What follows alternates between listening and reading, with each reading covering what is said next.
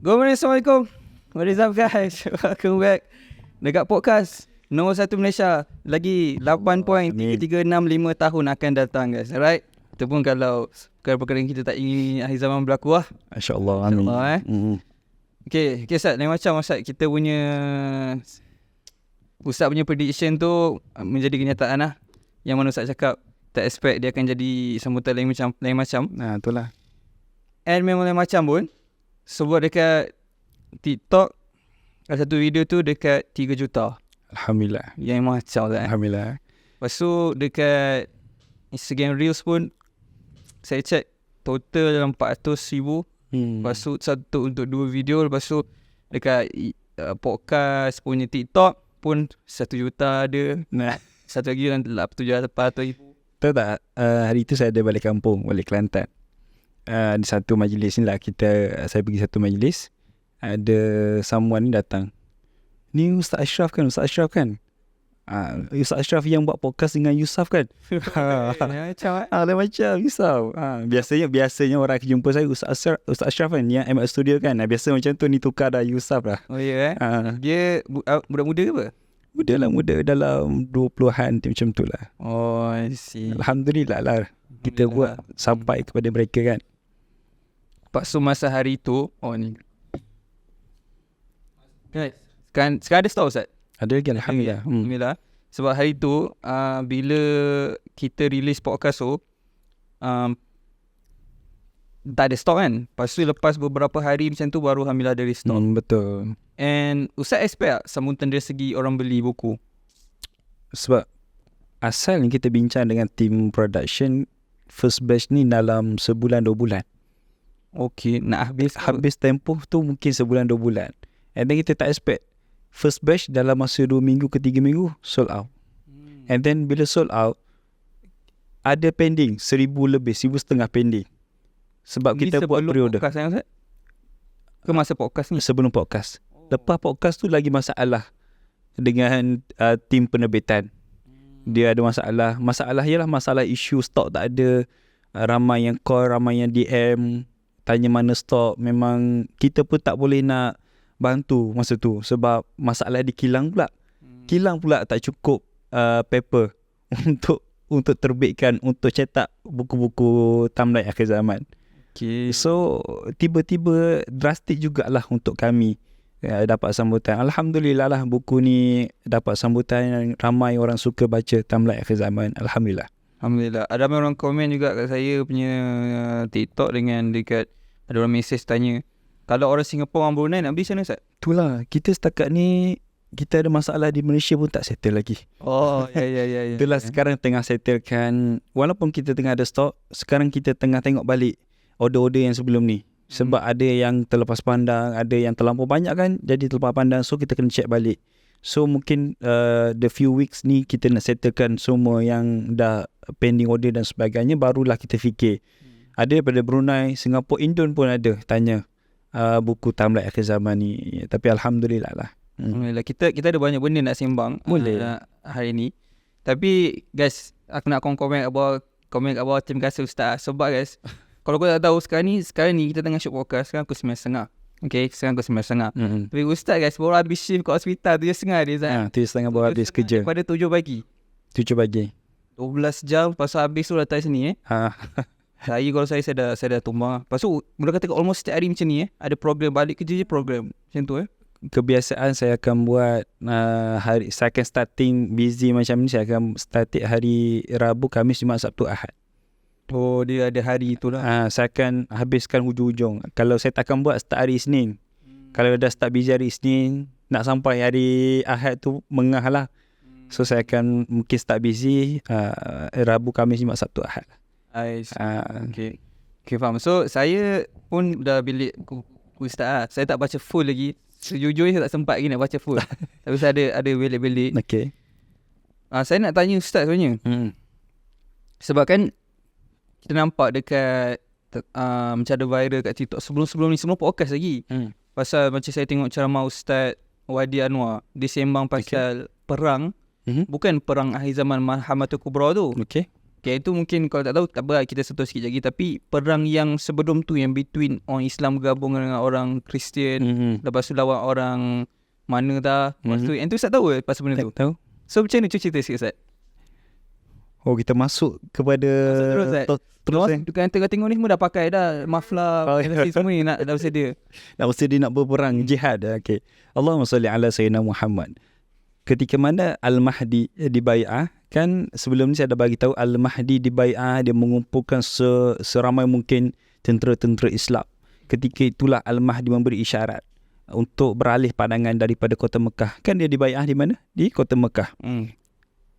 Bagaimanapun sekalipun ada masalah pun memang kena bai'ah di kota Mekah. Sebab itu adalah tanda Imam Mahdi itu yang original.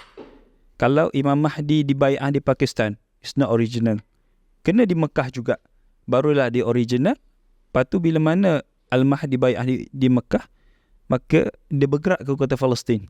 Ada setengah pendapat mengatakan di Syria dulu, di Syam. Tapi Syam tu wilayah yang sangat besar, antara Palestin, Syria dan sebagainya. Ketika itulah Al-Mahdi memberi isyarat kepada tentera Islam yang baru saja nak bergerak untuk beralih pandangan, untuk beralih arah ke kota Palestin. Maka bergeraklah mereka ke kota Palestin, membinalah kerajaan empire Islam yang baru, khalifah yang baru, itu Muhammad ibn Abdullah Al-Mahdi. Bila Al-Mahdi menjadi pemerintah, macam biasalah, Sayyidina Umar, walaupun Sayyidina Umar baik, ada yang tak suka. Nabi SAW memerintah dengan sangat-sangat adil. Tidak ada manusia yang paling adil melainkan Nabi SAW. Tidak ada manusia yang paling baik melainkan Nabi SAW. Ada tak yang tak suka? Ada. Abu Jahal, Abu Lahab. Sama juga Muhammad ibn Abdullah, keturunan Nabi SAW, yang dikatakan akhlaknya, perangainya, tutur katanya mirip baginda Nabi SAW. Lalu ketika itulah bila mana berada di tampuk kepimpinan, pasti ada orang tak suka. Pasti ada orang yang tak suka dengan cara pemerintahan dan sebagainya. Baik macam mana pun kita, mesti ada orang tak suka kepada kita. Cuma isunya kita nak ambil orang yang tak suka itu sebagai negative side atau positive side. Tergantung kepada kita. Jadi motivasi pula kan. Boleh juga. So bila mana Al-Mahdi menjadi pemerintah, sebelum berlaku Malhamatul Kubra, peperangan akhir zaman, lam yurani, kata Nabi, kamu tidak pernah melihat satu peperangan yang sebesar peperangan itu, kata Nabi. Sebelum tu berlaku banyak siri peperangan. Antara peperangan yang banyak para ulama katakan Islam akan bergabung dengan Kristian, melawan satu kerajaan lagi, melawan satu fahaman, melawan satu agama lain, yang mana negara itu tidak suka kepada Islam. Kristian bergabung dengan Islam, maka berlawan. Bila mana menang sahaja di antara Islam dengan Kristian, cuma tidak dinyatakan berperang di mana, bagaimana peperangan itu. Cuma kalau peperangan akhir zaman dinyatakan A'mak dan Dabek, itu akhir zaman. Tapi sebelum tu banyak siri peperangan yang diketuai oleh Al-Mahdi. Lalu bila mana peperangan itu, ingat, setiap kali peperangan, Alhamdulillah, Allah takdirkan setiap kali peperangan itu Al-Mahdi menang. Sebab itulah Al-Mahdi hebat. Sebab itulah bayangkan, Islam berapa ramai di atas muka bumi? Tak ramai. Kalau nak dibandingkan dengan bukan Islam. Saya tak ingat jumlah dia berapa, tapi beza sangat jauh. Beza dia sangat jauh, lebih daripada 10%, Islam 10% saja kalau tak silap saya. Nak dibandingkan ketika itu ke apa? Kalau sekarang lah. Cuba tengok balik Wikipedia. Kalau ikutkan sekarang 10%, lawan dengan 90%. Contoh, kalau 10%, 10 juta lawan 90 juta manusia. Tapi Al-Mahdi berjaya menang dalam peperangan akhir zaman. Sebab itulah siri-siri peperangan Al-Mahdi sebelum tu yang bergabung dengan Kristian, dia menang. Lalu ketika itulah bila mana menang, Islam bersorak, Kristian bersorak. Ketika itulah Kristian mengangkat salib, yang mengatakan kita menang ini disebabkan salib. Kita menang kali ini disebabkan salib. Maka disebabkan itulah tentera Islam tak suka. Tentera Islam tak suka apa yang diangkat oleh, tak suka apa yang diperkatakan oleh apa-apa Kristian. Maka ketika itulah berperang siri yang kedua. Islam berperang dengan Kristian. Kristian kalah. Maka berlalulah beberapa siri peperangan. Bila mana musuh kalah, apa musuh buat? Apa berlaku kepada musuh? Sakit hati kan? Apa lagi?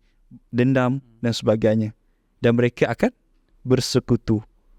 Disebabkan itulah bila mana peperangan Malhamatul Kubra, bersatu seramai mungkin tentera musuh bersatu di bawah satu panji. Setiap daripada mereka membawa satu bendera, dan setiap bendera itu ada 80 buah bendera mewakili 80 buah negara. 80 negara spesifik kan tu? Ulama, ijtihad para ulama. Okey. Saya tak faham kenapa umat Islam dia akan gabung dengan ni Kristian. Kenapa boleh bergabung dengan Kristian? Kejap kena recap balik.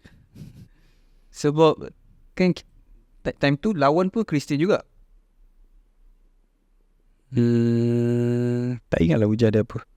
Tapi memang tak ingat kenapa. Tapi ada sebab lah kenapa dia gabung dengan Kristian. Ada sebab lah, cuman saya tak ingat. Tapi masa ni Imam Mahdi ni dia berapa tahun sampai sebab Dajjal Nabi Isa AS keluar lepas Dajjal.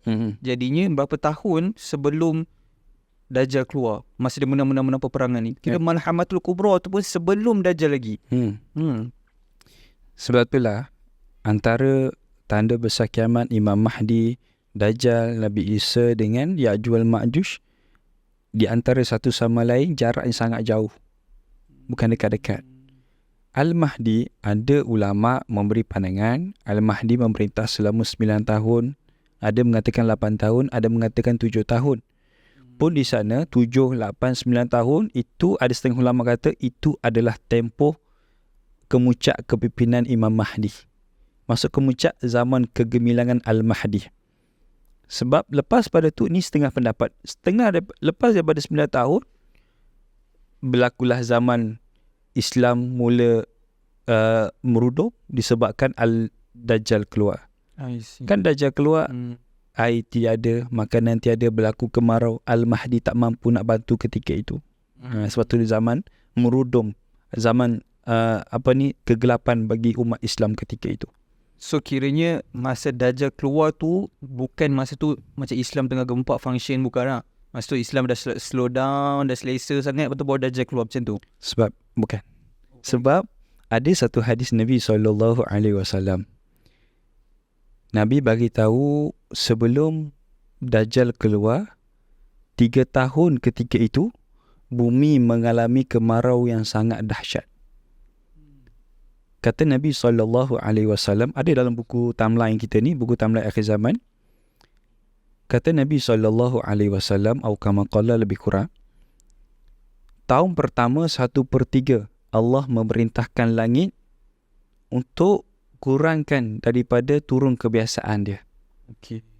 Dan Allah mengarahkan pada tahun pertama, Allah mengarahkan bumi juga untuk kurangkan hasil tanaman dikeluarkan sebanyak 1/3. Bayangkan, bila mana hasil hujan turun kurang daripada ataupun kurang daripada 1/3 daripada kebiasaan. Kebiasaan turun contoh 100%. So kurang 1% dikurangkan sebanyak 1/3 hujan turun. Maka ketika itulah bumi mengalami kemarau. Hujan makin sikit, kemarau makin panjang. Hujan makin sikit, kepanasan makin panjang. Hasil bumi pun sama. Hasil bumi dahlah ketika itu. Hari ini pun kita tengok padi ada tak ada, cukup tak untuk semua orang, cukup-cukup makan. Sebab populasi kita makin ramai. Sudah tentu di akhir zaman makin berkembangnya manusia makin ramai. So bila mana tahun pertama Allah dah pun kurangkan turun hujan, dah pun kurangkan turun keluarkan hasil tanaman, sudah tentu ketika itu ada masalah ekonomi, ada masalah kekurangan makanan. Sudah tentu saya yakin manusia ketika itu sudah pun mula mencatu makanan pada tahun pertama. Hari itu pun kerajaan umumkan padi tak ada kan. Padi tak ada, bising satu Malaysia. Padi tak ada. Ada tak yang catu makanan? Sudah tentu ada. Tahun pertama jadi macam tu. Tahun kedua, kata Nabi SAW, Allah memerintahkan langit dan Allah memerintahkan bumi untuk kurangkan sebanyak 2/3 pula daripada hujan dan daripada tanaman-tanaman dikeluarkan. Tahun pertama 1/3. Tahun kedua sebanyak 2/3 daripada jumlah yang dikurangkan itu. Bayangkan, jadi 2/3 makin kurang. Dan pada tahun ketiga itulah, ni sebelum Dajjal keluar. Bila tempoh ini? Tempoh ini adalah tempoh Imam Mahdi memerintah. Inilah tempoh kegelapan bagi seluruh manusia ketika itu. Bahkan Imam Mahdi pun tak mampu nak tolong. Bahkan Imam Mahdi pun tak mampu nak atasi masalah itu sebab telah pun ditakdirkan oleh Allah.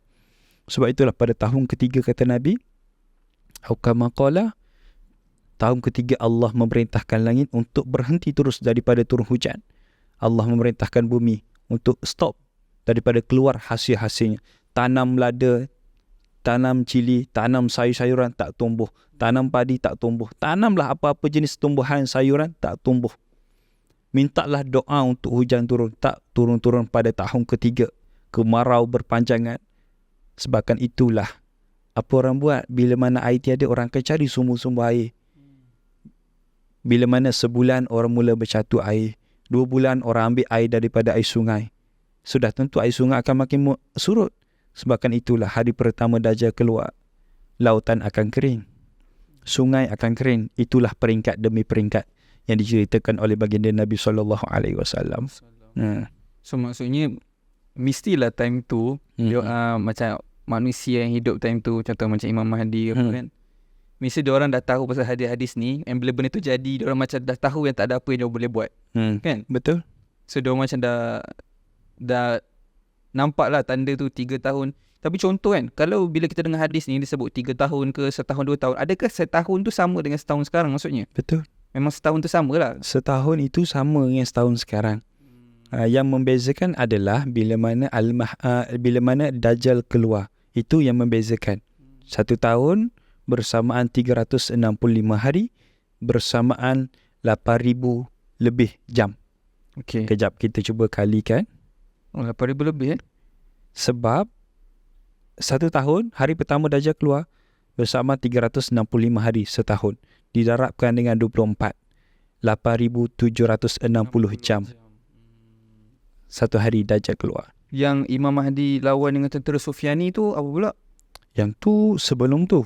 Sebelum Malhamatul Kubra lagi. Sebelum Malhamatul Kubra, sebelum Imam Mahdi membina empire di Palestin. Kenapa signifikan peperangan dengan As-Sufyani? As-Sufyan, sebab macam Ustaz highlight dalam buku ni. So macam kenapa peperangan? Kan ada banyak signifikan peperangan. Betul. Apa specialnya peperangan? Kenapa special peperangan ini adalah bukan peperangan itu special.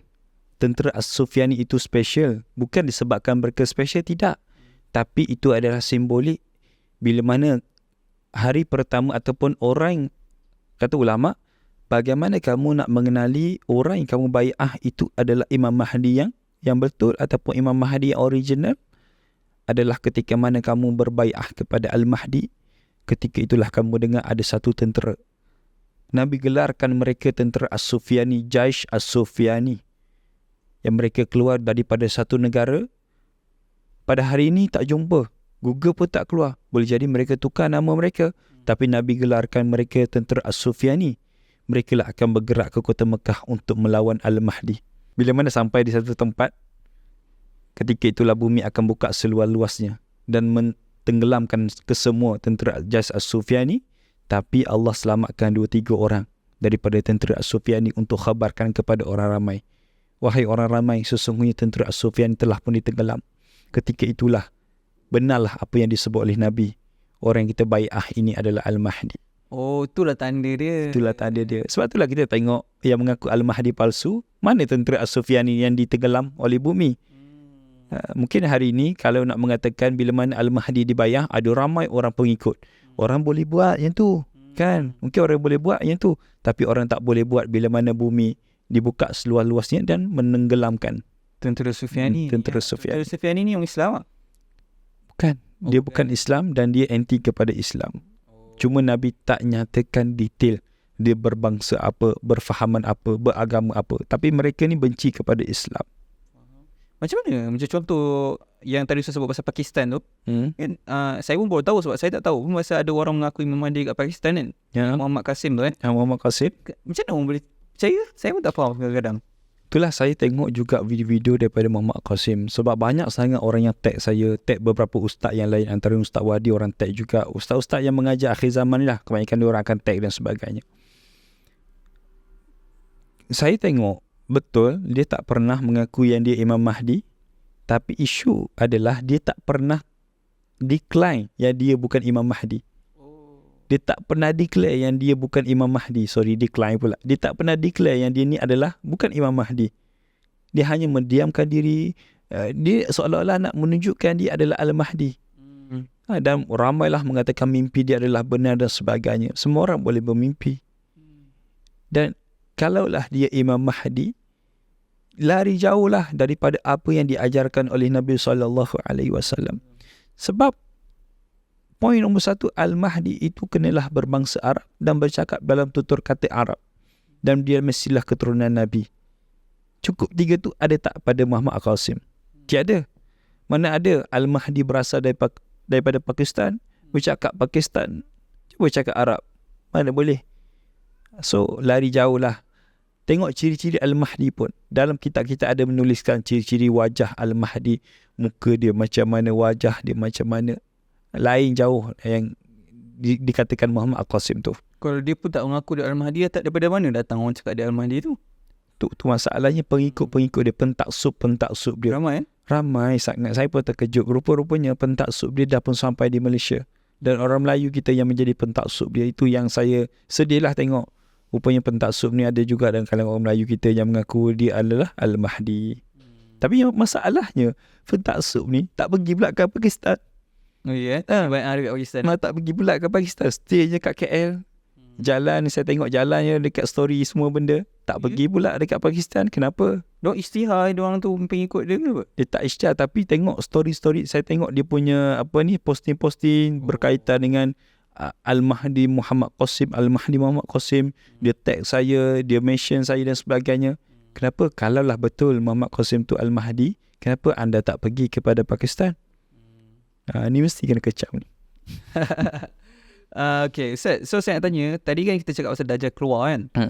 So, ada kena-mena ke yang mana diorang nak, yang bukan hari tu pun saya ada cakap dalam podcast saya tu, yang diorang cuba bina balik, nak hancurkan Masjid Aqsa. Lepas tu dia nak bina macam ataupun ke saya ada nampak kat YouTube yang video ustaz lama, ustaz juga. Sudah. Okay, yang mana? Yang ustaz cakap macam persinggahan yang diorang dah buatkan untuk Dajjal tu. Yang tu sama ke dengan Temple Solomon yang diorang nak bina balik? Ada kan? Bukan tak ada, bukan ustaz? Tak ingat banyak sangat video. Tapi ada ke? Macam ada kan yang saya masukkan, maksudnya diorang bina balik tempat macam istana Dajjal tu balik. Ke landasan. Landasan ke istana something. Tak sure. Tu apa benda sebenarnya? Maksudnya, adakah itu yang dimasukkan yang diorang cuba hancurkan Masjid Aqsa, nak bina kat situ balik? Tidak. Saya rasa ni kot dekat dengan Mekah, luar daripada Mekah ataupun Madinah ada satu gunung yang disediakan sangat cantik, dan ulama' berijtihad gunung itulah akan dijadikan kubu pertahanan Dajjal. Apa maksud dia disediakan cantik? Sebab sekarang tengok gunung tu, saya tak ingat nama gunung tu apa, nanti Google balik. Gunung tu sangat cantik, bukan cantik, dia seolah-olah membina satu tempat untuk landasan, seolah-olah menyediakan, dia buat satu kem tentera lah dekat situ lebih kurang. Saya tak pasti sangat, tapi seolah-olah mereka menunggu kemunculan Dajjal. Dia membina ada satu track untuk lapangan terbang, ada membina satu kubu pertahanan di situ. Dan ijtihad para ulama, kubu itulah bukit itulah akan menjadi tempat pertahanan Dajjal, kubu pertahanan Dajjal. Yang tu ke yang dimasukkan dengan bila nanti Dajjal datang, orang yang duduk dalam Makkah Madinah akan terkeluar kat situ lah. Kat situlah. Semuanya ditunggu kat situ lah maksudnya. Betul. I see. Kat situ jugalah akan keluar seorang lelaki. Tahu tak lelaki yang dibunuh oleh Dajjal dan dihidupkan? Ada nak tanya juga tu. Lelaki itulah yang bila mana ini zaman yang sangat kemuncak. Zaman ni jauh dah. Waktu ni sangat jauh. Timeline ni sangat jauh. Ketika mana ramai sangat jadi pengikut Dajjal, sehingga kan tak mampu untuk kita hitung berapa ramai yang jadi pengikut Dajjal. Ketika itu satu dunia Dajjal telah pun jelajah kecuali Mekah dengan Madinah. Ketika itu seorang pemuda ini Nabi gelarkan pemuda ini pemuda yang berani. Nabi gelarkan pemuda ni pemuda yang kuat iman dia. Dan Nabi bagi tahu pemuda ini akan berada dalam syurga berdekatan dengan aku. Tapi Nabi nasihatkan kepada kita, janganlah kamu tiru seperti pemuda itu. Kenapa? Sebab pemuda itu ketika mana dia melihat makin ramai yang menjadi pengikut Dajjal, bahkan ketika itu orang Islam pun menjadi pengikut Dajjal, dan dia tak suka dengan perbuatan itu, kelakuan itu, kerosakan itu, dia keluar daripada bumi Mekah dan Madinah untuk pergi bertemu dengan Dajjal. Ketika itulah orang Islam yang berada di sekitar dia nasihatkan kepada dia, janganlah pergi. Adakah mereka tak tahu hadis ni? Ya, mereka tahu. Tapi mereka tak sangka yang dialah orang yang dimaksudkan oleh Nabi. Adakah pemuda ini tak tahu? Dia pun tak tahu. Tapi bila mana dia keluar saja daripada bumi Makkah dan Madinah, ketika itulah dia baru perasan, rupanya akulah yang disebut oleh Nabi SAW. Dia menuju ke kubu pertahanan Dajjal. Ketika itulah ada tentera-tentera Dajjal yang berada di gate, kan, di pintu utama. Dan ditanyakan kepada, ringkas cerita, tanyakan kepada pengawal istana tu, di manakah Dajjal sang pembohong, sang penipu. Ketika itulah pengawal istana marah dan dia memegang pemuda itu dan nak bunuh. Lalu ketika itulah datang seorang pengawal yang lain. Pengawal yang lain tu bagi tahu, jangan kamu bunuh pemuda itu. Adakah kalian lupa apa yang dinasihatkan, apa yang diarahkan oleh Tuhan kita? Perkataan itu disebut oleh Nabi SAW. Tuhan kita. Apa makna dia? Ketika itu semua pengikut Dajjal menganggap Dajjal ni Tuhan dan memanggil Dajjal ni adalah Tuhan. Bila macam Kristian. Macam. Sebab itulah dialog mereka, tak ingat ke? Bahasa mudah. Tak ingat ke apa yang Tuhan kita nasihatkan? Jangan membunuh. Yang boleh bunuh hanyalah Tuhan kita saja. Itu dialog dia. So dia bawa lah kepada Dajjal. Maka Dajjal pun biasalah berdakwah dahulu. Berdakwah dahulu. Maka pemuda itu menolak dakwah Dajjal. Wahai pemuda, andai kata kamu ikut aku, mengaku aku Tuhan kamu, aku bebaskan kamu, aku bagi kebebasan kepada kamu, aku bagi kekayaan kepada kamu, dan semua apa yang kamu inginkan aku boleh bagi. Sebab Dajjal ni hebat. Dajjal ni Allah ciptakan satu makhluk yang paling jahat, yang paling fitnah, yang paling kuat, yang paling dahsyat fitnah. Dajjal. Dajjal ni fitnah, dari sudut fitnah lagi hebat daripada iblis. Daripada kejahatan lagi jahat daripada iblis. Dajjal. Sebab itulah pemuda tadi tolak. Sebab tu Dajjal boleh tawarkan macam-macam. Sebab dia tahu dia berkuasa ketika itu. Tapi pemuda ini tolak, maka dibunuh. Dibelah dua badan pemuda itu. Satu badan tercampak di sebelah timur, satu badan tercampak di sebelah barat. Ketika itulah disaksikan seluruh pengikut-pengikut Dajjal. Dan lalu ketika itulah Dajjal kata, andai kata aku hidupkan pemuda ini balik, adakah apa pendapat kalian? Lebih kurang macam tu. Ketika itulah seluruh pengikut Dajjal kata, sesungguhnya kamulah Tuhan kami, makin kuatlah keimanan kami kepada kamu, wahai Tuhan. Sampai tahap tu manusia ketika itu. Kenapa? Sebab mereka melihat ada seorang yang boleh memberi apa yang mereka tak mampu dapat. Siapa yang boleh bagi kekayaan kepada kita tanpa usaha? Kan? So bila mana orang bagi apa yang kita tak mampu dapat, sudah tentu kita akan gembira dan kita akan ikut berhutang budi dengan orang itu. Di zaman Dajjal lagi dah teruk, nak dapat makanan hanya ada pada Dajjal. Siapa yang sanggup berlapar? Hari ini pun kita tengok orang sanggup berasuah, sanggup buat kerja-kerja kotor semata-mata nak memberi anak bini sesuap nasi, nak mengenyangkan perut sendiri, sanggup membuat kerja-kerja kotor dan sebagainya. Ketika itulah Dajjal mencantumkan balik tubuh pemuda itu, dan Dajjal bagi tahu, adakah kamu nak beriman lagi kepada aku? Ketika itulah pemuda itu tak nak, dan ketika itulah pemuda itu kata, sesungguhnya aku makin yakin yang kamu adalah Al-Masih Ad-Dajjal, sang penipu besar. Dan ketika itulah Allah, dia nak sembelih ringkas cerita nak sembelih pemuda itu, Allah jadikan lehernya tak mampu disembelih, dan ketika itulah pemuda diselamatkan daripada Allah, diselamatkan oleh Allah, dan Dajjal tak mampu lagi nak bunuh pemuda itu. Lepas tu dia balik lah Mekah. Balik sampai ketika itu, sejak ketika itu Dajjal tidak lagi boleh membunuh sesiapa ketika itu. Oh, daripada momen tu sampai lepas-lepas semua. Kata pemuda itu, wahai Dajjal, mulai hari ini kamu tidak boleh lagi membunuh sesiapa pun.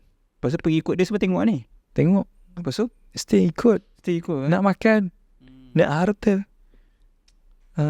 bentang.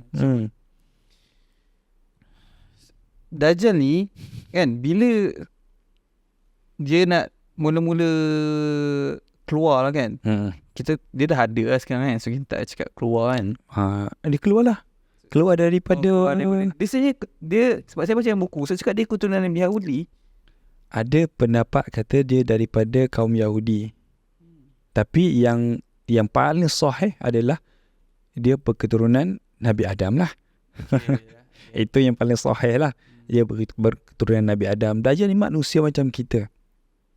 Sebab itulah ketika mana seorang sahabat Nabi, Sayyidina Tamim ibn Darus Ad-Dari radhiyallahu ta'ala anhu masuk dalam masjid Nabi. Dia diceritakan kepada Nabi, ya Rasulullah, sesungguhnya aku bersama dengan 30 orang pemuda berlayar di satu tempat, dan kami tak tahu, kami dipukul ombak yang sangat kuat, terdampar di sebuah pulau. Ringkas cerita, terdampar di sebuah pulau, dan kami bertemu dengan seekor binatang yang boleh bercakap, ya Rasulullah. Lalu binatang itu bawa kepada kami ke tengah pulau. Rupanya ya Rasulullah, di tengah pulau itu ada seorang lelaki yang dikatakan dia adalah Al-Masih Ad-Dajjal. Badan dia sangat besar, dia diikat dengan satu rantai besi yang sangat besar. Ikatan dia macam mana? Tahu tak? Saya pernah dengar silang kot. Ikatan macam ni, diikatkan tangan dia macam ni, dan dirapatkan pahanya ke dada. Dan diikat dengan sangat kuat, sehingga kan tak boleh bergerak walaupun seinci. Hanya mulut sahaja boleh berkata-kata. Cuma sampai satu ketika rantai itu terputus dan dia boleh keluar daripada tempat itu. Persoalan dia, siapa yang bawa Dajjal pergi ke tempat untuk dia keluar? Khurasan. Siapa yang bawa dia menyeberangi lautan? Itu yang saya fikir sampai sekarang. Boleh jadi Dajjal ni ada satu kelebihan, bergerak dengan sangat laju. Boleh jadi terbang boleh kali. Wallahualam. Sebab fikir juga, lautan yang Tamim ibn Darus kata, lautan itu aku tak tahu kami di mana. Padahal orang Arab sangat mahir dalam lautan. Sangat mahir ketika mana nampak bintang, boleh tahu arah mana, timur, barat, boleh tahu. Tapi ketika itu, orang Arab, Tamim ibn Darus kata, aku tak tahu, aku terdampar, aku tersesat di mana. Saya ada dengar hadis, tapi saya tak ingat, saya tak tahu hadis ni sahih ke tak, yang mana Rasulullah SAW describe Dajjal punya kenderaan yang digunakan. Ada ke hadis tu? Ada? Yang cerita pasal dia ada, dia macam apa, mulut berapi something like that. Mulut berapi? Tak, sebab tu saya tak betul-betul ingat sangat. Kenderaan ke? Kenderaan yang digunakan. Kalau kenderaan, ada satu hadis Nabi SAW. Ni Auqama Qala. Saya kalau ikut matan hadis, kena tengok buku balik lah. Cuma saya bagi tahu bahasa mudah untuk kita faham. Ada satu hadis Nabi SAW, Auqama Qala, Nabi kata, kecepatan Dajjal adalah diibaratkan, Nabi gambarkan seperti mana kalian melihat satu awan yang dipukul angin yang sangat laju. Tu kelajuan dia. Kelajuan Dajjal, angin yang sangat laju. Baru-baru ni saya tengok satu berita. Ada satu video keluar di TikTok FYP, tak silap saya FYP. Dia sempat rakam satu cahaya yang, tengok tak itu, tak tengok. Saya tak ingatlah berapa kelajuan dia, tapi sangat-sangat laju. Satu memang sangat laju sehingga mata nak buat slow motion pun tak sempat nak tengok. Kat langit lah. Ada orang rekod, cuma tak tahu apa benda tu. So kecepatan Dajjal secepat awan yang dipukul satu angin yang sangat-sangat laju. Tiba-tiba ada satu tiupan ataupun ada angin yang sangat laju boleh merobohkan sebuah rumah, boleh hancurkan bangunan, boleh menghancurkan sebuah bandar, kan, sebab sangat laju angin. Itulah kecepatan Dajjal. Sebab itulah Dajjal, kata Nabi, dia boleh pergi ke mana-mana sahaja yang dia mahu. Dia boleh keliling bumi selama 40 hari. Keliling satu bumi 40 hari macam tak logik. Tapi kalau kita tengok ada jet-jet pejuang pada hari ini, boleh jadi logik. Sebab saya tanya ustaz tadi, sebab bila saya tengok hadis tu, saya tak ingat lah, insyaAllah kalau jumpa saya akan letak kalau ada guys dia punya description tu lebih kurang macam jet, tapi cara description oleh orang zaman dulu. Sebab kita tak pernah nampak tengok jet, Rasulullah tak pernah tengok jet, Rasulullah SAW something like macam dia ada 2 kepak, something macam dia ada keluarkan api di belakang, something like that lah. So macam sebab saya nampak video tu pun kat TikTok juga, keluar FYP juga, tapi dia terangkan kenapa hadis ni menunjukkan kenderaan yang akan digunakan something like jet ataupun kapal terbang. Sebab tu je satu-satu kenderaan yang paling laju kan. Betul. Untuk gunakan, tapi kita tak tahu kalau time zaman tu nanti dah maju sangat, ada kenderaan yang baru kan, tahu kan. Kalau pendapat Syekh Fahmi Zamzam, antara seorang ulama tanah Melayu kita yang mengkaji ilmu akhir zaman, kata beliau dalam kitab beliau, ketika mana dia mensyarahkan perihal kenderaan apa yang digunakan oleh Dajjal. Sebab ketika mana Nabi bagi tahu kepada para sahabat, sesungguhnya Dajjal akan keliling satu bumi di mana ada manusia, maka di situlah Dajjal akan sampai. Ketika itulah sahabat tanya kepada Nabi, "Ya Rasulullah, apakah kecepatan Dajjal? Cepat macam mana Dajjal?" Bahasa mudah kita. Maka Nabi gambarkan cepatnya seperti kamu nampak satu angin meniup satu awan yang sangat kencang. Maka ketika mana Syekh Fahmi mensyarahkan hadis itu, kata Syekh Fahmi, berkemungkinan zaman dulu para sahabat, orang-orang dulu tak boleh nak bayangkan cepat tu cepat macam mana. Tak boleh nak bandingkan cepat tu, memang sebab kenderaan ketika itu, teknologi ketika itu tiada. Tapi pada hari ini, kata Syekh Fahmi, kita boleh tengok jet pejuang 1 jam boleh pergi berapa kilometer. 1 jam boleh sampai ke sebuah negara. 1 jam boleh melintasi lautan yang sangat luas. Itulah jet pejuang. Sebab itulah kita tengok macam buruk. Kan daripada Nabi, daripada Isra' Masjidil Haram ilal Masjidil Aqsa. Orang-orang dulu tak boleh nak beri dengan akal mereka bagaimana ada satu kenderaan yang secepat itu. Sebab itulah kalaulah ni fardu takdim mengatakan ada pintu flashback kepada zaman dulu, contoh kan ada pintu sesuka hati Doraemon kan, contoh lah, ini contoh. Tiba-tiba kita pergi ke zaman silam, kita pergi ke zaman Rasulullah, kita bagi tahu kepada orang-orang zaman dulu, tahu tak nak melintasi 360 km dalam masa 1 jam dengan kapal terbang? Orang dulu tak boleh fikir benda-benda macam tu. Sudah tentu dia kata 360 km mestilah selama 2 hari, selama sebulan dan sebagainya. Sebab itulah perbezaan. Mungkin sahabat-sahabat dulu tak nampak kalau Nabi, bila mana Nabi bercakap pasal ilmu-ilmu macam ni. Sebab itulah ulama-ulama kata ketika mana Allah ceritakan kepada Nabi perihal akhir zaman, seolah-olah Allah menggambarkan, Allah tunjukkan kepada Nabi. Sebab itulah Nabi boleh ceritakan, Nabi boleh bayangkan macam peperangan Malhamatul Kubra. Nabi boleh nampak macam mana peperangan itu seolah Allah buka satu kelebihan kepada Nabi, boleh nampak macam mana peperangan itu berlaku, macam mana suasana itu berlaku dan sebagainya. Kenapa disebabkan Ustaz Wan sebut Malhamatul Kubra tu, kenapa dahsyat sangat? Apa yang macam yang dahsyat sangat dengan peperangan tu? Nombor 1 dahsyatnya adalah semua musuh bersatu. Nombor 1. Nombor 2 dahsyat. Sorry Ustaz, sebelum tu semua musuh bersatu maksudnya adakah orang bukan Islam tu kira walaupun dia bukan yang besar contoh macam Kristian, Yahudi kan, pun dikirakan musuh juga? Oh ya, masuk ketika itu Islam hanya bawah di satu panji Islam sahaja. Okey, selain pada itu bergabung. Selain pada itu bergabung. Buddha semua bergabung. Okey. Tapi ketika mana sebelum peperangan, sebab ketika mana Al-Mahdi keluar, ada di antara mereka-mereka yang masih lagi mencari agama kebenaran dan sebagainya. Agama Yahudi pun ada mengatakan sang penyelamat, agama Buddha pun ada mengatakan sang penyelamat. Cuma saya bukan mahir dalam perbandingan agama, tapi setiap agama tu ada sang penyelamat mereka yang mereka kata masing-masing. Ketika mana Al-Mahdi keluar, akan ada orang yang masuk Islam yang sangat ramai. Ramai yang masuk Islam. Kenapa saya kata macam tu? Sebab ketika mana bertembung di antara tentera Islam dengan seluruh musuh dalam peperangan akhir zaman, ketika itulah pihak-pihak musuh akan kata, wahai tentera Islam, keluarkanlah orang-orang kami yang berada di pihak kamu sekarang. Apa maksud dia?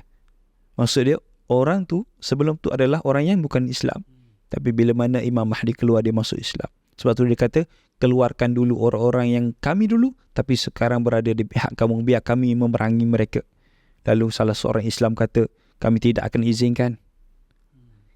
Langkah mayat kami dulu. Kami akan bersama-sama dengan saudara-saudara kami. Kami akan berjuang bersama saudara-saudara kami. Itu detik starting bagaimana peperangan Malhamatul Kubra. Berapa lama peperangan tak tahu? Ulama kata 4 hari. Cuma yelah kita berpendapat. Masa tu perang guna apa? Tak tahu lah. Wallahu alam. Pun tak tahu lagi. Tak tahu lagi, tapi kalau berdasarkan hadis yang Nabi bagi tahu, kan ada kan dengan kita akan back to dulu balik menggunakan memanah semua benda. Sebagainya. Kerana di antaranya mereka melihat satu hadis Nabi SAW ketika mana selesai sahaja peperangan Malhamatul Kubra yang dibenangi oleh tentera Islam, ketika mana nak diagihkan harta rampasan perang dan sebagainya, ketika itulah mereka terdengar satu suara, wahai manusia, sesungguhnya Dajjal telah pun keluar. Sesungguhnya Dajjal telah pun keluar. Wish, baru lepas perang Baru selesai perang, baru nak agihkan harta rampasan perang. Ketika itu, ambil kamu seketul emas contoh. Baru pegang emas, gembira nak bagi anak bini tengok kan, kejayaan yang dilalui oleh seorang ayah dan yang dialami oleh seorang datuk. Kalau datuk pergi, ketika itulah mereka terdengar satu suara yang tak tahu daripada mana, wahai tentera Islam, wahai seluruh manusia, Dajjal telah pun keluar, Dajjal telah pun keluar. Apa mereka buat? Kata Nabi, mereka melepaskan harta itu. Seketul emas, saya rasa lebih lagi, confirm lebih lagi, seketul emas dilepaskan, harta itu dilepaskan, dan masing-masing balik ke kampung mereka masing-masing. Seandainya orang yang pergi itu adalah orang Melayu, maka mereka akan berusaha secepat mungkin balik ke tanah Melayu. Kalau orang itu orang UK, akan balik secepatnya ke UK. Untuk apa? Protect family, melindungi family masing-masing daripada kejahatan Dajjal. Diorang sebenarnya tahu yang mana Rasulullah bagi tahu kalau Dajjal ada, macam kalau kita ada keluarga perempuan, tak apa, kurung diorang kat rumah, jangan bagi jumpa Dajjal semua. Betul. Tu sebab tu diorang balik semua tu lah. Balik. Kat mana perang tu? Perang itu berlaku di Ahmad dan Dabek, di area Turki, berdekatan dengan Syria macam tu lah. Bawah Turki sikit lah.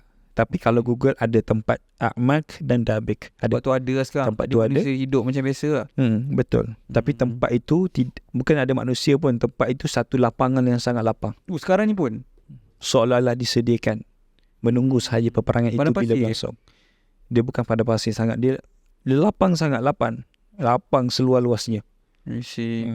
Kalau macam Dajjal keluar tu, kan semua tak ada makanan kan. So dalam buku Ustaz tulis bermakan apa? Tasbih dengan takdis saja macam tu kan. Zikir. So maksudnya kenyang Ustaz Allah bagi kenyang, betul lah. Allah bagi kenyang. Maksudnya baik. Saya faham apa yang Yusuf tengah nak beri benda tu kan. Benda tu memang di luar akal kita untuk kita hadam benda yang Nabi sebut. Tapi itulah kenyataan. Tapi adakah semua orang akan melalui perkara itu? Tidak, jawab Nabi. Bukan semua orang yang melafazkan kalimah Subhanallah walhamdulillah wala ilaha illallah wallahu akbar, bukan semua orang akan kenyang. Adakah iman masing-masing sama? Adakah masing-masing jaga solat? Tak juga. bagi mereka ketika mana melalui satu fasal yang tiada makanan, Dajjal telah pun keluar, semua Islam ni sudah tentu kita akan share dalam WhatsApp group. Okay, jom zikir ini, Dajjal telah pun keluar. Contoh kalau Fardu Takdir mengatakan ada WhatsApp group, ada group lagi kan, ada WhatsApp ketika itu, sudah tentu akan share dalam WhatsApp group. Kita zikir ni insya-Allah kenyang, zikir ni insya-Allah kenyang. Dajjal telah pun keluar. Jangan, mesti ada bagi nasihat, jangan pergi kepada Dajjal, itu Dajjal dan sebagainya. Adakah orang percaya? Ada yang percaya, ada yang tak. Siapa yang percaya? Orang percaya adalah mereka yang betul-betul beriman kepada Allah. Sebab mereka nampak tanda kufur di dahi Dajjal. Bagi mereka yang fasik, bagi mereka yang tak belajar ilmu akhir zaman, bagi mereka orang kafir, mereka tak nampak tanda kufur di dahi Dajjal. Sebab itu mereka tak percaya berita itu. Sebab itulah saya kata, bila mana waktu itu keluar, andai kata ada yang kata WhatsApp group dan sebagainya, jom zikir, ataupun ada ahli keluarga 5 orang, ahli keluarga 6 orang, ahli keluarga contoh. Kakak kata jom zikir, aku zikir kenyang. Adik kata, kenapa aku zikir tak kenyang? Sebab orang yang kenyang ketika mana mereka berzikir adalah mereka yang betul-betul beriman kepada Allah.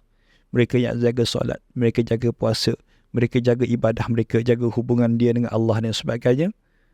Betul-betul menjadi seorang Muslim yang baik. Ketika mana mereka berzikir, ketika itulah Allah akan dikenyangkan perut mereka. Tapi mereka yang tidak beriman, fasik, solat pun on off, tak tutup aurat, apa lagi, tak puasa dan sebagainya, sudah tentu mereka, aku tak kenyang pun, macam mana akak boleh kenyang? Lalu ketika itu berapa lama mereka boleh tanggung kelaparan? Sudah tentu mereka akan cari untuk selesaikan masalah mereka. Masalah kelaparan mereka siapa? Ada pada Dajjal. Faham? Diorang tak akan panggil Dajjal. Macam pengikut dia akan panggil benda lain lah. Benda lain lah. Sebab apa dia panggil Tuhan lah. Mungkin boleh jadi buat pertama kali Dajjal keluar dengan dia seolah-olah menunjukkan dia adalah sang penyelamat. Ketika mana Al-Mahdi pun tak mampu tolong orang Islam, ketika itu seluruh makanan tiada, dia akan keluar dengan sangat baik, menunjukkan kebaikan dia,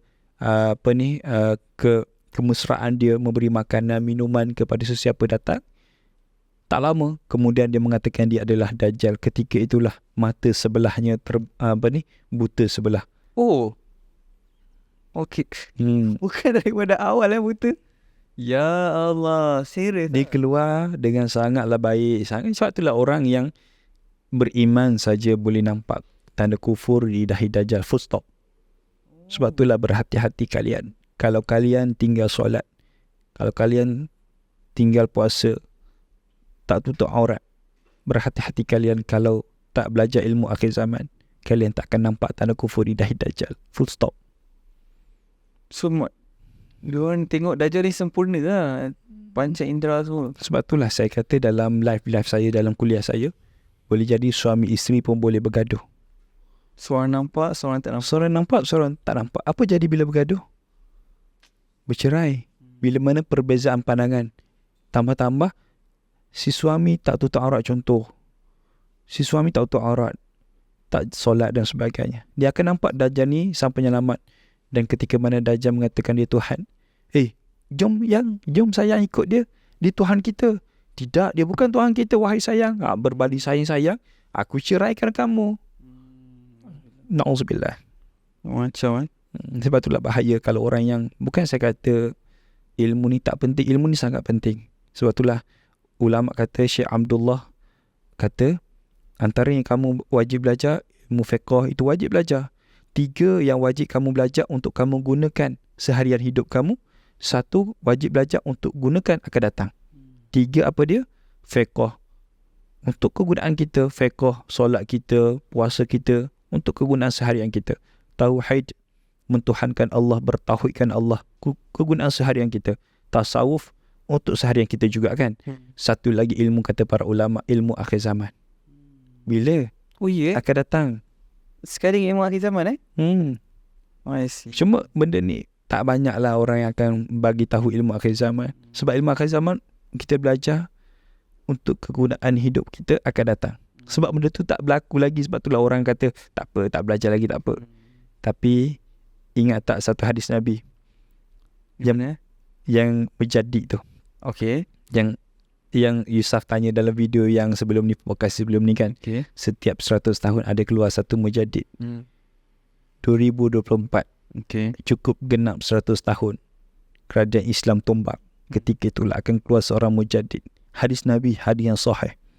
Cuma siapakah mujadid? Tunggu dan lihat. Tapi ulama-ulama kata ini pandangan ulama lah. Kita nak pakai boleh pakai, tak nak pakai pun tak apa. Sebab ulama pun macam kita. Boleh jadi betul, boleh jadi salah. Cuma kita ambil part positif lah. Seandainya cukup betul-betul. Sebab memang 2024 cukup 1 tahun. Ulama kata akan terjadi sesuatu pada tahun depan. Cuma betul ataupun tidak, wallahualam. Boleh jadi mujadid baru lahir tahun depan. Tunggulah 20 tahun baru dia jadi dewasa dan sebagainya. Tapi ingat pula satu hadis Nabi. Bukan satu hadis Nabi. Satu kata Ibnu Kathir. Ketika mana Ibnu Kathir mengkaji ilmu akhir zaman. Ketika itu kata Ibnu Kathir, tidak ada satu umat Nabi terdahulu usia satu umat Nabi yang lebih daripada 1,500 tahun. Pernah dengar tak itu? Oh, tak pernah. Umat Nabi Nuh, tiada satu pun yang usia mereka lebih daripada 1,500 tahun. Umat Nabi Saleh tidak ada. Umat Nabi Ibrahim tiada. Tiada satu orang umat pun yang lebih daripada 1,500 tahun. Umat Nabi Muhammad dah pun sampai 1,445 tahun hari ni. Oh ya Maknanya zaman tu dia tak sampai 1,500. Tak sampai. So ada asasnya bila mana kita tengok benda tu. So kalau kita tengok hari ni 1,445 tahun. Itu dikira bila? Itu dikira ketika mana Nabi hijrah. Tak dikira lagi Nabi dapat Rasul di kota Mekah selama 13 tahun. So bila mana 1,445 tahun, kita tambahkan dengan 13 tahun Nabi berada di kota Mekah, ditolakkan dengan 1,500 tahun. Itulah baki menjelang 1,500 tahun. So maksudnya apa ni Ustaz? Maksudnya 1,500 ni untuk Nabi Isa AS pula ke? Tak tahu. Oh, okey. Tapi maksud ijtihad para ulama tu, ulama tak bagi tahu apa-apa, tapi ulama kata dia bagi tahu benda dia fikir sendiri. Untuk fikir sendiri, untuk kita beringat diri kita. Tak mustahil Al-Mahdi akan keluar dalam tempoh itu. Sebab kita tengok tidak ada satu umat pun lebih daripada 1,500 tahun. Betul juga fikir-fikir kan. Sebab itulah saya kaitkan dengan mujadid tadi. Saya kaitkan dengan pendapat Ibnu Kathir tadi. Okay. Faham. Okay, Ustaz, saya nak tanya pasal matahari sebenarnya. Boleh. Okay, matahari yang akan terbit daripada sebelah barat. Saya ingat saya dulu saintis. Bukan. Baru nak syarah matahari tu ada di mana. Kenapa Ustaz? Tak ada. Ustaz, jangan macam tu.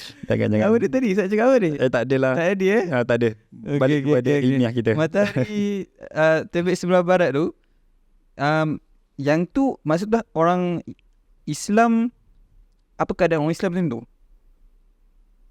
Apa keadaan orang Islam? Orang Islam time matahari terbit daripada sebelah barat time tu. Masa tu dah baru lepas pada kemenangan dan semuanya macam ni.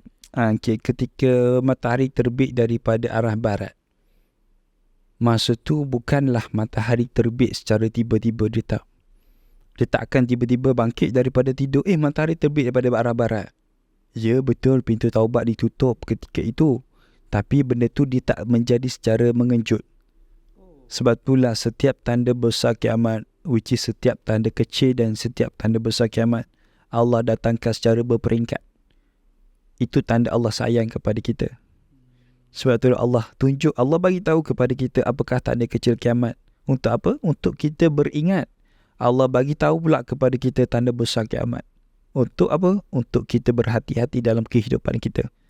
Padahal kalau ikutkan, Allah kan Tuan kita. Kita ni hamba dia. Kalau dia tak bagi tahu pun tak apa. Contoh kalau kita ada seorang hamba, bibik atas sikit pada hamba. Bibik kita bayar gaji dia, hamba tidak dibayar. Hamba tugas dia kena kata ya je kepada tuan dia. Hamba tak boleh berkahwin, hamba kena ikut di mana sahaja tuan dia bawa. So Bila mana ketika itu hamba pasrah saja, bila mana Tuhan dia nak suruh A, nak suruh B dan sebagainya kan. Itulah kita dengan Allah. Tapi disebabkan Allah sayang kepada kita, Allah bagi tahu tanda besar kiamat dan tanda kecil kiamat. Sebab itulah andai kata hari ini telah pun berlaku semua tanda kecil kiamat, maka esok akan keluarlah tanda besar kiamat yang nombor 1. Seandainya hari ini kamu dapati telah pun berlaku semua tanda kecil kiamat, maka nantilah sangat dekat dengan kemunculan tanda besar kiamat nombor 1. Antara tanda besar kiamat adalah tadilah matahari terbit daripada arah barat. Tapi sebelum tu, hari pertama sebelum matahari terbit daripada arah barat, Okay, macam esok tu 2 hari sebelum tu. Okay, 2 hari lagi matahari akan terbit sebelah barat. Tak, matahari terbit arah barat hari yang ni. Hari ni Kita move forward ke belakang. okay. Hari pertama. Belakang berapa hari? Kita ambil 3 hari. Okay, kita ambil 3 hari. Hari pertama, ketika mana manusia bangkit daripada tidur, ketika itulah manusia melihat ke bumi, melihat ke langit, mana matahari? Tak ada matahari. Melihat jam pukul 9 pagi, oh mungkin nak hujan. Melihat jam pukul 11 pagi, mungkin nak hujan. Tapi tak hujan-hujan. Melihat pukul 1 petang, 2 petang, tidak ada matahari ketika itu. Bumi dalam keadaan kegelapan. Bumi dalam keadaan kegelapan, yang mana di jalan-jalan pasang lampu jalan, di rumah kena pasang lampu, keluar rumah kena buka lampu kereta dan sebagainya. Macam waktu malam, tengok jam pukul 9 malam, tengok jam pukul 9 pagi, tengok jam pukul 11 pagi, pukul 2 petang. Nak balik kerja dah 5 petang, manalah matahari. Ketika itulah satu bumi huru-hara ketika itu. Okay, kejap Ustaz. Sebab bumi ni, okay, tahu nanti saya tanya soalan yang lainnya je kalau kita ada masa lebih. Tapi untuk sekarang ni, setiap negara-negara waktu gelap tu tak sama. Jadi time tu adakah semua serentak gelap tu? Itu wallahu alam. Tapi ketika itu boleh jadi separuh-separuh, tapi saya rasa serentak akan jadi gelap. Serentak Boleh jadi satu negara yang patut naik matahari tak naik matahari. Lepas tu negara ni pula naik, tak naik juga. Boleh jadi macam tu lah. Semua tak naik. Betul. Okay, Boleh jadi tu. lah. Boleh jadi serentak sebab ketika itu kata Nabi, hari itu serentak matahari tiada dalam radar ketika itu. Matahari tak keluar. Para saintis, para pakar, para pengkaji cuba memerah otak mereka, apakah kejadian ini. Semua rakyat bertanya-tanya kepada pemimpin, apakah yang berlaku kepada bumi. Mereka pun tak tahu fenomena apakah ini. Boleh jadi mereka kata ini mungkin fenomena alam, tunggu esok keluarlah matahari. Tak apalah, kita solat macam biasa, hiduplah mereka macam biasa, tenanglah mereka. Solat, kena solat macam biasa. Tenanglah mereka ketika itu sebab mungkin fenomena alam. Tapi ingat, orang yang belajar ilmu akhir zaman, orang yang beriman kepada Allah, mereka tahu ini tanda apa. Sebab itulah ketika mana guru kami bagi tahu, ketika mana manusia dah pun melihat tidak ada matahari, orang beriman ketika itu akan senantiasa beribadah kepada Allah, memohon ampun kepada Allah, minta ampun kepada Allah. Tapi orang yang tak tahu, mereka akan berterusan dengan alpa macam itulah.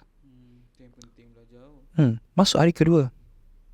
Hari kedua mereka mengharapkan keluarlah matahari.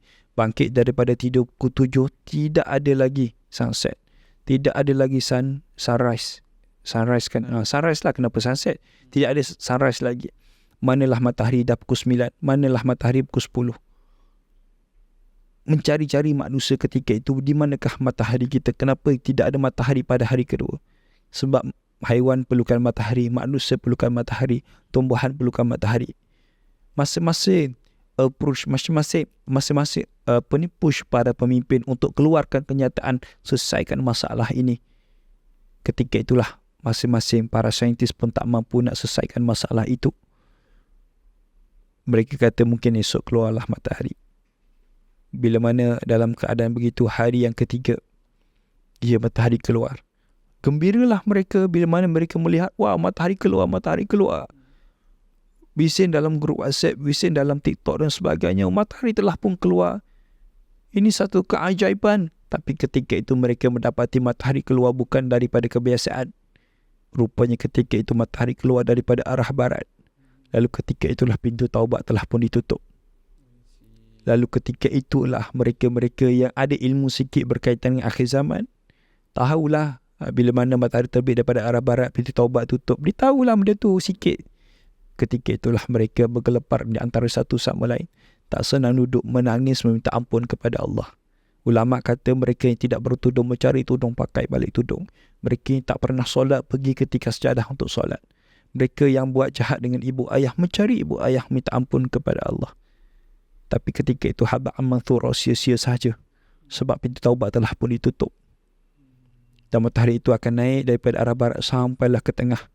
Lalu kata para ulama, matahari itu akan jatuh daripada arah barat balik.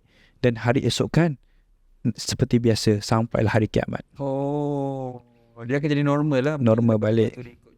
Tak, dia akan jadi normal balik. Sebab saya nak tanya Ustaz pasal trend, bukan trend lah, pasal fenomena yang kita dengar. Saya ingat mungkin ada kena mendengar ni, tapi disebabkan Ustaz cakap dia akan jadi macam tu balik. Tak lah kot, yang Ustaz dengar tak pasal bumi dia dah slow down, pasal nak pusing balik.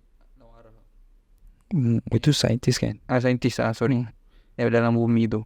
Saya ingat ada kena-mengena tu kot, sebab kalau bumi pusing lawan arah, kita akan nampak dia terbit pada barat. Tapi takkanlah dia bumi lawan arah, dia pusing kejap je, dia pusing balik. Itulah Allah juga. Jadi kan. Tapi itulah yang diajarkan dalam ilmu akhir zaman.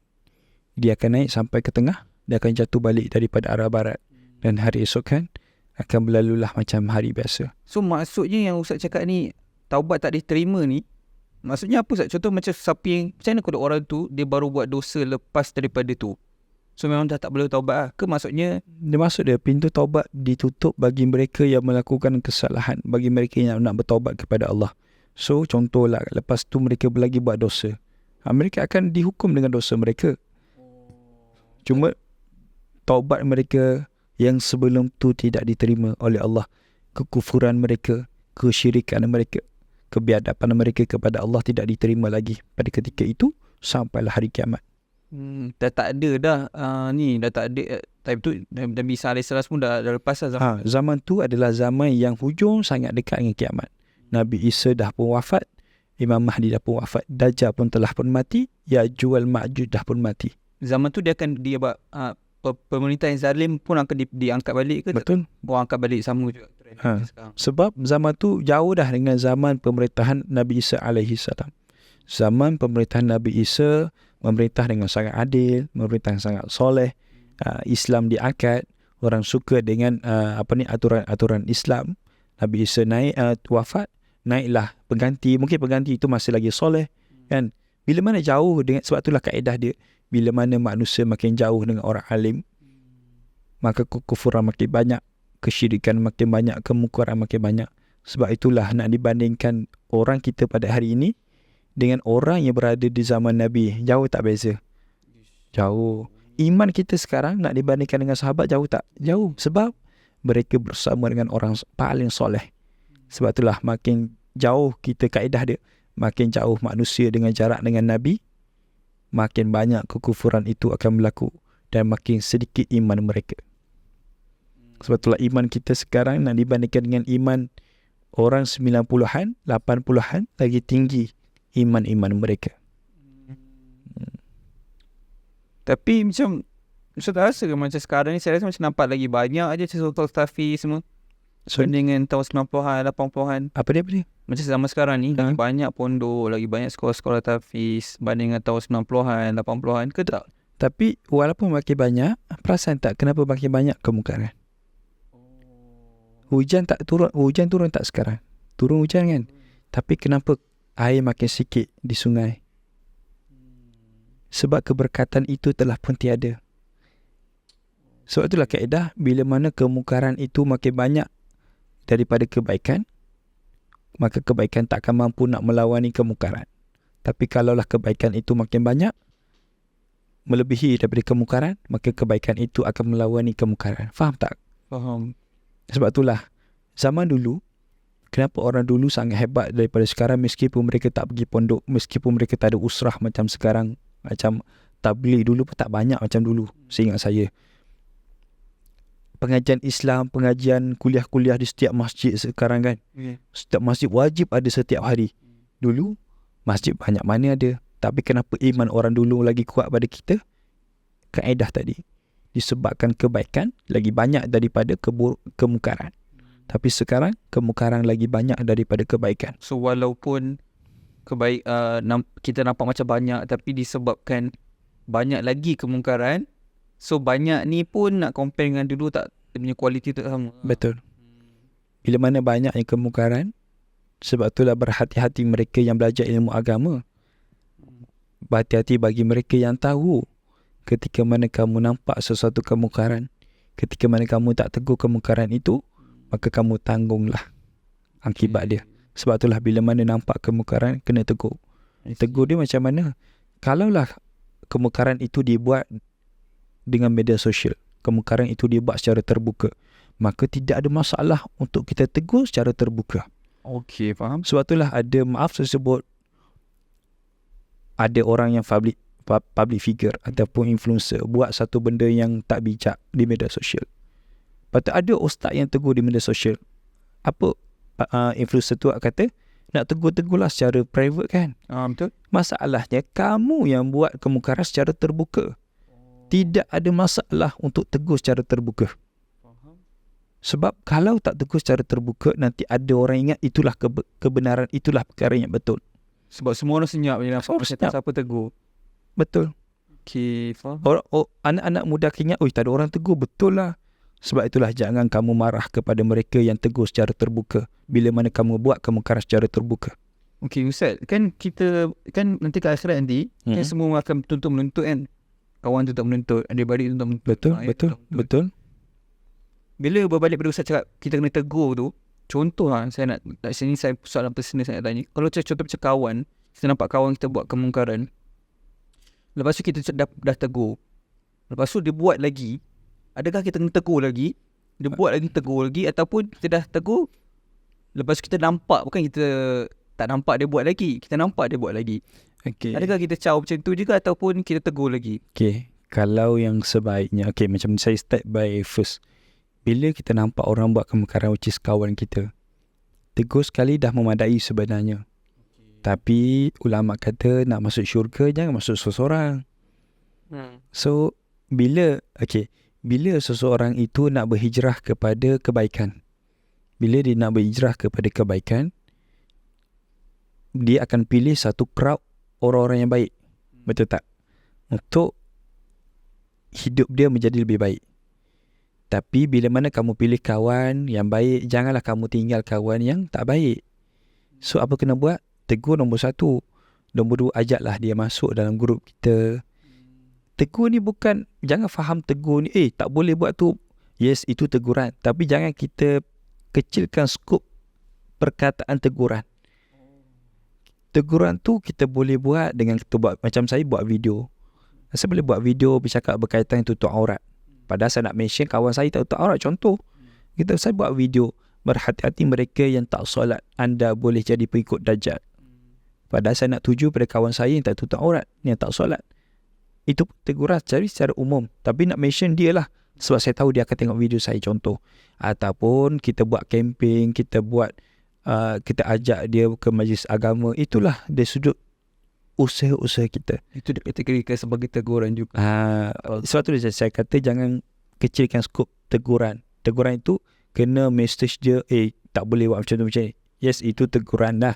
Tapi itu secara kasar. Banyak lagi aspek teguran yang kita boleh guna. So bila kita nampak dia buat lagi kemungkaran tersebut, kita tegur tu, kita tukar cara teguran. Betul. Orang hari ni tak suka dah tegur, sebenarnya tak boleh kau buat macam tu. Tak, dia tak suka. Tapi apa yang dia suka adalah bila mana kita ajak kepada kebaikan. Jom ke majlis agama. Jom jumpa ustaz ni. Jom kita buat amal. Jom kita buat sedekah. Walaupun tak relate, dia tak solat nak bersedekah. Tak apalah, boleh jadi asbab kita ajak dia buat satu perkara yang baik. Allah bagi hidayah kepada dia. I see. Okay lah Ustaz, terima kasih. Saya satu soalan terakhir. Yang Ustaz, saya harap Ustaz boleh explain sikit tentang pemuda yang datang daripada Habsyah yang akan menghancurkan Kaabah. So orang yang akan, lelaki nak akan hancurkan Kaabah ni, at the time orang biar je ni hancurkan Kaabah. Sebab kita buka buku boleh? Boleh? Jom kita buka buku.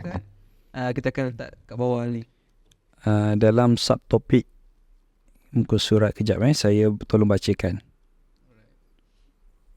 Subtopik Kaabah akan dihancurkan. Ya, saya tak ingat muka surat berapa. Tulis je tapi tak ingat. Masa tu zaman bila tu? Okay. Sekali Zaman ni adalah zaman zaman ni telah pun keluar Dukhan. Oh, lepas Dukhan lagi. Lepas Dukhan lah. Lepas Dukhan, sebelum matahari terbit daripada arah barat. Okey. Sekejap. Selepas lah. Khilaf para ulama bahasa mudah. Sebab dia dekat sangat gitu. Dekat sangat. Sebab itulah hujung-hujung tu matahari terbit daripada arah barat, berlaku Kaabah dihancurkan, Al-Quran akan diangkat. Ketika mana manusia bangkit daripada tidur, tengok buka Quran, helai yang kosong. Kalau Hafiz bangun dia lupa terus. Allah akan mematikan orang-orang yang hafiz, Allah akan mematikan para ulama. Sebab itulah ketika mana Al-Quran diangkat, ketika itu tidak adalah lagi ustaz, tidak ada lagi orang yang berilmu, tidak ada lagi ulama, tidak ada lagi orang yang alim, tidak ada lagi orang-orang tahfiz. Siapa yang tinggal? Mereka-mereka yang tinggal, mereka yang tak pandai baca Quran. Mereka yang tinggal, mereka hanya tahu kalimah la ilaha illallah itu sahaja. Itu pun mereka kata, aku ingat nenek moyang aku pernah sebut kalimah itu. Mereka tak tahu makna solat. Mereka tak tahu solat itu apa solat. Mereka tak tahu sedekah, apa itu sedekah. Saking teruknya perbuatan ketika itu, mereka tak tahu solat itu apa dia. Bila mana tak tahu solat ke tak solat lah. Itulah suasana ketika itu.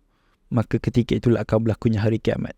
Tapi kan bila Ustaz sebut macam tu, macam saya ada banyak dengar laporan-laporan dari jemaah-jemaah yang balik daripada, kan saya sebut Ustaz tadi kan, balik daripada Bolivia, balik daripada negara-negara Amerika, Amerika Selatan tu, Amerika. Banyak dah macam tu dah, macam dia dengar sebut nama apa? Nama Abdullah, nama Omar kan? Tapi sebab bila suruh mengucap tak tahu. Betul. Bila cakap bila kita mengucap bagi laporan kan, dia cakap, kita pernah dengar datuk nenek moyang kita macam sebut benda ni. Naam. So dia sama. Maaf saya sebut di Turki. Itulah yang berlaku sekarang. Turki Islam. Kawan saya belajar di Turki. Dia bagi tahu mostly kebanyakan anak muda di Turki, mostly dia kata. Dia sebut perkataan kepada saya, kebanyakan dulu saya pergi ke Turki lah untuk dalam beberapa hari. Dia kata kepada saya, Turki kebanyakan anak muda disebut. Walaupun mereka Islam. Yes, mereka tahu dia mereka Islam. Bila suruh mengucap, mereka tak pandai mengucap. Bila suruh baca Al-Fatihah, mereka tak pandai baca Al-Fatihah. Tak pandai baca Al-Fatihah, tak pandai mengucap. Adakah mereka solat?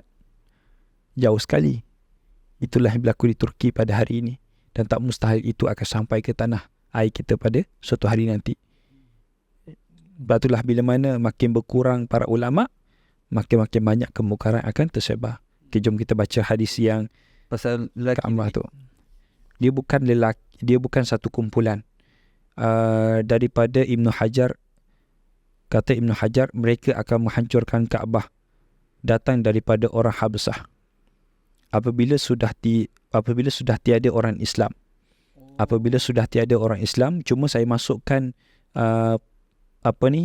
subtopik ni sebelum matahari terbit daripada arah barat. So maksud dia, benda ni berlaku selepas orang Islam telah pun tiada. Ketika itulah akan datang satu pasukan, akan datang satu golongan daripada Habsah. Mereka akan bergerak ke bumi Mekah untuk menghancurkan Kaabah. Kata Nabi SAW, hadis yang diriwayatkan oleh Bukhari, seakan-akan, kata Nabi, seakan-akan aku melihat. Nabi kata seakan-akan aku melihat mereka menghancurkan. Orang yang berkulit hitam, mereka menghancurkan Kaabah. Berkulit hitam dan datang dan jauh jarak di antara dua kakinya yang menanggalkan satu persatu batu daripada Kaabah. Yang jauh di antara dua kakinya. Nabi kata seorang yang berkulit hitam, golongan yang berkulit hitam dan jauh jarak di antara dua kakinya, maksud dia panjang, tinggi.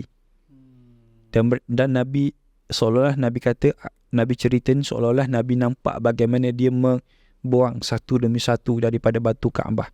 Dan ketika itu tidak ada orang Islam Menghalang dia pun menghalang dia, tiada. Lagipun kadang ada orang Islam pun, orang Islam tidak tahu ketika itu apa itu solat. Kaabah mereka tak tahu apa itu Kaabah. Itulah teruk. So Habsyah ni apa? Afrika Betul. Negara apa tak tahu. Negara apa tak tahulah. Okay, Ustaz, terima kasih Ustaz Sama. buat luangkan masa yang kita harap insyaAllah boleh bagi banyak manfaat Amin, orang yang insyaAllah. tengok ni. Saya sangat rasa pressure Ustaz. Kenapa? Sebab saya rasa macam orang sangat minta part tu, saya rasa macam pressure nak deliver part tu ni. Sebab saya takut expectation tu tak sampai sebenarnya untuk diorang. So diorang minta part tu kan. Tapi tak apalah, at least kita buat apa yang mereka buat. Tapi sebab saya tak boleh end podcast ni Ustaz. Saya tak boleh nak teruskan kehidupan saya lepas kita end podcast ni. Sebab saya terngiang-ngiang tadi Ustaz sebut tu, saya kena tanya ke Ustaz sebelum kita end. Tanpa tadi Ustaz cakap pasal matahari tu Ustaz.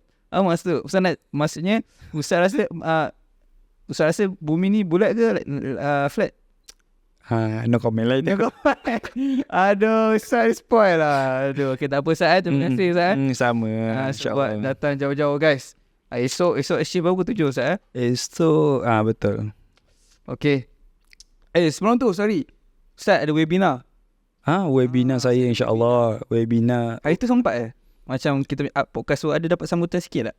ada juga daripada podcast kita ada sempat. Webinar sebab kesinambungan daripada saya punya seminar akhir zaman yang baru ni.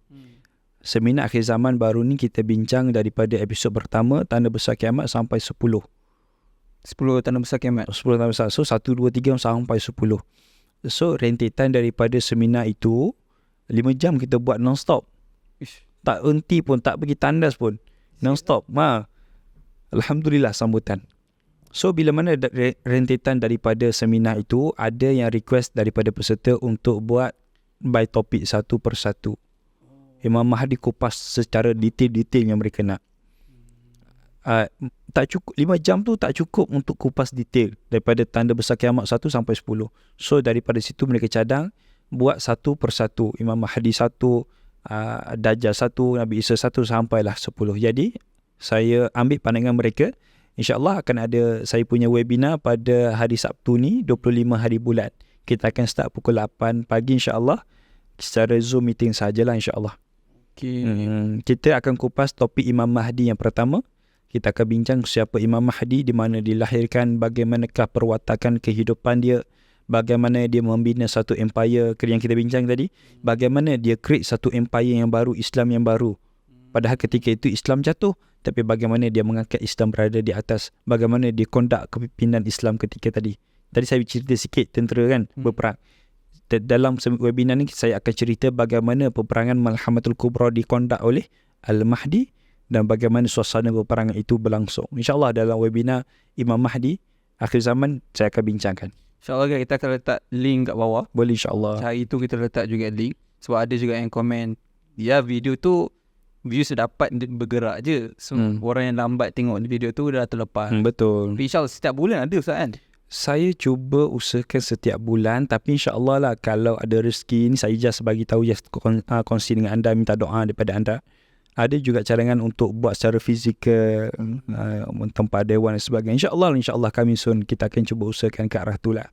Cuma setakat ni kita buat online saja dululah. Follow Ustaz dekat Instagram. Boleh. Kalau semua so dapat update lah. Boleh. Webinar tu ada Q&A lah kan? Memang kita akan buka Q&A, buka soalan memang untuk peserta saja. Sebab tu saya tak nak buat dekat TikTok, saya tak nak buat live dekat YouTube dan sebagainya. Saya nak khususkan kepada mereka yang betul-betul nak belajar. Betul. Okay, thank you guys macam biasa, ada beberapa soalan guys, boleh komen kat bawah. And boleh komen juga siapa guest-guest yang kau nak. Boleh. Okay, ada kata akhir Ustaz? Tak ada Moga-moga kita dirahmati Allah Subhanahu Wa Taala. Amin. Amin. Semoga kita tak sempat tengok tanda-tanda besar kiamat. Amin. InsyaAllah. Okay. Assalamualaikum.